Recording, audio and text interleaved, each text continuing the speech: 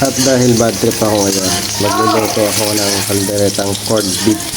Lagi ko napapanood sa TikTok tsaka sa Reels. Nakakatakam. Ayaw gumana ng motor ko. Kaya ngayon magluluto na lang ako ng kalderetang corned beef. Yan. So ginawa ko muna dyan. Pinusta ko muna yung carrot tsaka yung patatas. Yan. Para yung galit ko sa kanila ko muna may buo. Baka may post ko sa motor ko. Kawawa naman. Yun. So set aside muna natin yung kamatis, patatas tsaka yung carrots. At sunod na natin yung nagpayak sa akin. Hindi man nagpayak sa akin yung motor ko, pero ito nagpayak sa akin. Tapos sunod na natin yung bawang. Ang bawang na pangontra sa cancer, sabi nila. Tapos yan, pagkano-halo lang natin. So, pagkahalo, halo-halo lang. So, hintayin natin masunog. Hindi, yung hintayin natin ito. So, taktak mo. Itaktak mo. Sunod na natin yun, isang lata ng corned beef. So, caldereta flavor na rin pala yan. So, itaktak lang natin. Kasi sayang yung mahal yan, 118 pesos sa Crystal Mart dito sa may Muntinlupa. 118 pesos lang yan. Yan, na yan. Pwede na. Lulutuin na lang. Pero siyempre siguro pwede na rin lutuin. Pwede na rin direktang lutuin.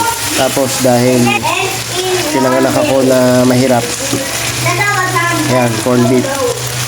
Caldereta. Pure foods baka naman. So dahil sa lumaki ako mahirap, tapos yung nagluluto kami ng dilata, yun, hindi ko sinasayang yung laman. Simot sarap, sabi nga, to the bones na. Tataktak tayo, sayang yun, seli yun. Sige, tak mo pa, sige pa. Ayaw ko. Makapit. Sige, yan. Sige pa. Yan, okay na. Pwede na to. Okay. So, halo-halo lang natin hanggang sa lumapot yung sabaw. Pero sa tingin ko para kulang sa yung sabaw nito para magaling masunog ito.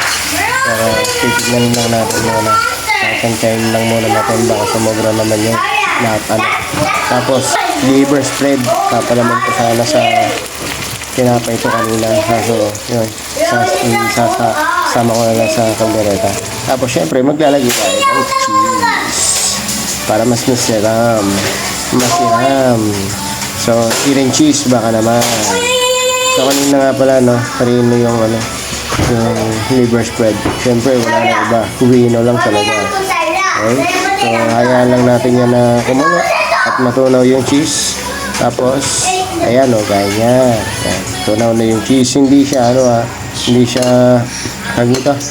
hindi siya quick melt. Talagang maganda lang talaga yung Eden cheese. Hindi katulad ng nabibiling ibang cheese na kala mo masarap pero hindi naman pala. Tapos plating na. Ito na. So kakain na tayo para mawala na yung pagka-bad trip ko dahil hindi gumagana yung motor ko.